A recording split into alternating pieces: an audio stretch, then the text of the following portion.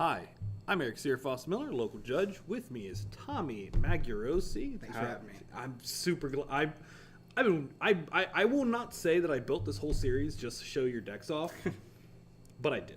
So anyway, appreciate it. You brought me a treat today. It is Bant token control. Talk to me. What is happening? Like, what in general is even going on? I built this deck based off of the modern deck that runs Secure the Waste. Okay. As soon as I saw March of the Multitudes, me and my friend Andrew Cutshaw were talking about it and how similar it was to Secure the Waste. And there's a modern deck that just runs Control, wins with Secure the Waste, so I wanted to try the same thing. That sounds real cool. Well, let's take a look at the deck. Awesome. All right, so right here we have a cantrip package of Opt and Anticipate. We got 3 and 3. Why Anticipate over other cards that we have access to? Anticipate is a really good card. I love it. It's a reprint, so I've seen it before, and it looks at the top 3 cards, and then you put one into your hand. You don't have to reveal it. The rest on the bottom. The reason why I like it better than a lot of the other card draws in Standard is it's instant speed. A lot of the card draw we see right now, that slow drop, is sorcery speed. I don't like to tap anything down on my turn. Like Chart a Course and stuff like that? Yeah, like Chart a Course and all that other stuff. There's decks for it, but Anticipate in this deck is just... Makes a lot of sense. Then over here, we've got a pretty basic counterspell package. You're split 2 of 4 different ones. You have 2 Essence Scatter, 2 Negate, 2 Sinister Sabotage, and 2 Syncopate. Main deck negates. Yes. In this deck, it is very, very important to, once you march, to make sure that those tokens stay out. And right now, there's Chain Whirlers that you have to worry about, and all this removal like Fiery Cannonades, that's instant speed, so it feels real bad to March of the Multitudes and then get Fiery Cannonaded right after. That makes a lot of sense. So you leave up the 2 mana, hopefully they don't have it, but if they do have it, you're always prepared. Why not a 4 of for your hard counter? Hard counter, Sinister Sabotage is really, really good, and right now it's the only hard counter that I found time to run, so I added in 2 missions briefings. Mission briefing is a very value card here. I just like it because it can get Sinister Sabotage, negates, Essence Scatters, Syncopates. It's basically the Snapcaster of the deck. So you consider yourself to basically be running 4 copies of each of these. They just are all tied up right here. Yeah. And Mission Briefing has the access to get the Settle the Wreckage. It's 6 mana Settle the Wreckage is not bad, especially if it's in your graveyard. And you could also use it for March of the Multitudes. That sounds awesome. It just has a lot of utility. Awesome. So looking at your creature removal package, you have 2 main deck Settle the Wreckage, which I am a big fan of. I am also a big fan of them. All of your Sealaways are in your main deck, all 3 of them in the main. Yes, That's pretty exciting. Why do you have this 3-2 split here? And then you have this Cleansing Nova as well, which is great. Cleansing Nova, we'll start with that. I don't have access to Deafening Clarions. And Deafening Clarion is one of the best board wipes in Standard right now. Really sad I don't have access to it, but Cleansing Nova is also really good, especially with the second ability that you can destroy all artifacts and enchantments. A lot of people don't have enough artifact enchantment hate in their deck, and this is just 2 for 1. Okay. Stealaways, I love Stealaway. It is a great card. Basically, I needed more of the singular creature removal in my deck, especially for like the mono red that just lays out creatures constantly. Stealaway is a good answer when you don't want to settle a wreckage on 2 fanatical Firebrands. Okay.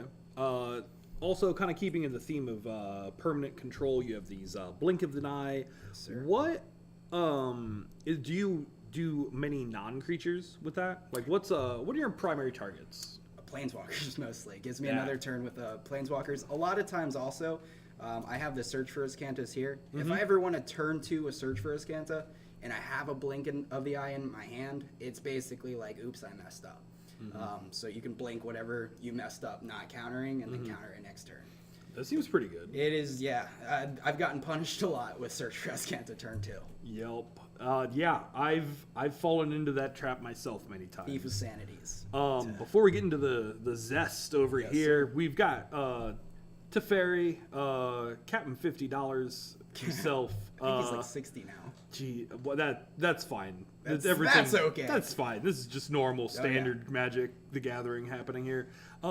So we have Teferi, very powerful card. Definitely fits in. If you're playing blue and white, you want to be running at least a couple copies. Yes, sir.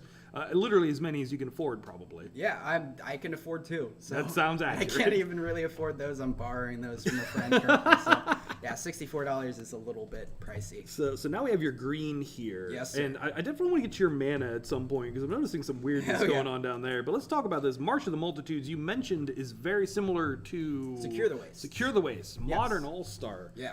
And God, I love everything about that card. It's so cool. March is a very powerful finisher. It creates X/1/1 lifelink soldiers. Lifelink soldiers. That's At the instant lifelink speed. is insane. Yeah. Like I love that text. Yes. Now Secure the Waste costs 2 white. 2 white, yes. So the green mana, that extra, there's just that one green mana, gives you lifelink on all of them. Oh yeah, it's so cool. It's a great card. The fact that it has Convoke and you can actually keep going into marches after you march is fantastic. Just chaining them up. Chaining them up. So then we have your 2 split cards. We have Assure and Assemble. What does that card do? Assure says put a 1/1 counter on target creature. That creature gains indestructible until end of turn. I don't really use that much. As you can see, my creature base is not very hefty. Yeah. But the other side is a symbol. It says create 3 2/2 green and white elf creature tokens. With Vigilance? With Vigilance, yes. So it just plops 6 power worth of Vigilant creatures on. And it is at instant speed. I like that a lot. Yeah. That's pretty cool. Kills a Carnage Tyrant. Yeah. Oh, wow. Instant speed, it does. kill a Carnage Tyrant. Instant speed, block efficiently. You can also use the 3 green-white elf knight tokens to convoke for March of the Multitudes, which is it's fantastic. Yeah, I like everything happening here. Yeah. Then we have, what is it, Flower Flourish? What does that card do? So a lot of the time when I'm going through a match, I play straight blue-white control for the most part. Flower just says whenever I need that green, whenever I need to march, search for a forest card. Okay. And put it into my hand, play that. It can find any basic? It searches for a plains or a forest. Oh, okay. So basically the 2 that I need. And it adds it to your hand. Adds it to my hand. All right. Yes, sir. All right. And then the flourish part is a finisher. So once you march a couple of times, creatures you control get +2/+2 until end of turn. So you just pump your guys. They're life linkers. Swing for wow. That's magical there. This is magic happening. Real magic. So let's talk about this mana base. Yes, sir. God, what is happening? It's very strange. What is happening here? We have a playset of Glacial Fortress and a playset of Hinterland. So you have a full playset of both of 2 of your 3 checks. Yes, sir. 2 of this check, which makes sense because you're mostly blue deck, so you want most of your blue. But then you have these 2 Temple Gardens. Why? Why don't you have other shock lands? Okay, so currently, as we know, with the way that things have been released, we don't have the blue-white. Oh, that we makes. don't have green-blue. Okay. Temple Garden is really in here. I didn't want to run. It's unnecessary to have all this green when I don't really need it, except for in-game. So I throw the Temple Gardens in there because they trigger on the Glacial Fortresses. It's not a bad thing, you know. Yeah. 1 Temple Garden tap. Basically, I have a bunch of... Yeah, you have a lot of basics for a 3-color deck. Yeah. So I guess because you don't have access to your shocks, you're using these. Yeah, I put a lot of islands in. Islands are my most important, as you can see. Yeah, there's a lot of blue happening here. With the flower, it's not as important to draw the forests. If it's just, I needed to have forest in here to trigger on the flower.